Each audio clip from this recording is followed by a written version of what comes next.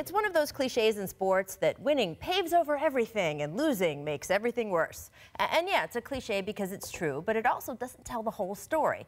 It's not just that losing reveals all the little weeds in what you thought was a healthy lawn. Losing is actually the food that helps them grow and tangle and take over everything else.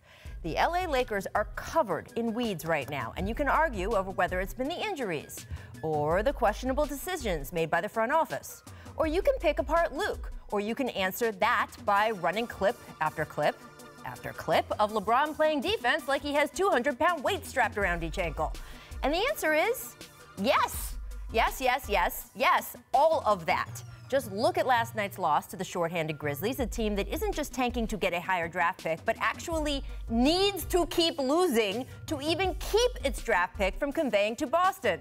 And yet it was Memphis who showed the sense of urgency, Memphis that led by double digits most of the way through. Afterward, James Worthy just absolutely savaged the Lakers here on local television, which is notable because Worthy won 3 titles and a finals MVP with his team, so he knows a thing or two. And it's notable because he is literally paid to lean towards saying nice things about the franchise. And yet here he was last night. I just feel like there's some type of, it just seems like there's some type of virus going on with this team right now. Rondo, he's not mentally in the game. I've seen him play over the years. I know when he's on and when he's not. He was just pretty much going through the motions tonight. Very detrimental to his team tonight out there with the turnovers. Worthy is calling out Rondo there, but honestly, he could be calling out any of the group of players the front office signed this past summer to put around LeBron. You know who struggled when the team has needed poise? Do you know who's getting lost and lagging behind on defense? You know whose net ratings are in the negatives? Take a look. It's not Kyle Kuzma or Brandon Ingram or Josh Hart. It's not the young guys who heard their names in trade rumors. It's Rondo and KCP and JaVale McGee and Lance Stevenson, and of course it is. These are all players who absolutely could still contribute on different teams with the right fit. But all together, around the kind of basketball everyone and their mother knows that LeBron James plays, they are a mess, which is exactly what pretty much everyone outside of Magic Johnson and Rob Pelinka said when they were signed in July. And I'm not even mentioning Michael Beasley, who is now playing in China. Of course, all of that being said, this is still a team that, as constructed, should be beating the Pelicans and the Grizzlies and also the Knicks and the Cavaliers and the Hawks. In fact, want to see how much better a position the Lakers would be in if they had just won those games? Those are the real standings on the left. On the right are the standings if LA had won those gimme games. Sixth place, which gets us to coaching. I think there has been a tremendous amount heaped at Luke Walton's feet this season that is not his fault. But when you see these kinds of losses to these kinds of teams, there is no question the coaching staff also has to do better. And then, of course, as always, there is LeBron. Take a look at what happened last night in the post-game locker room.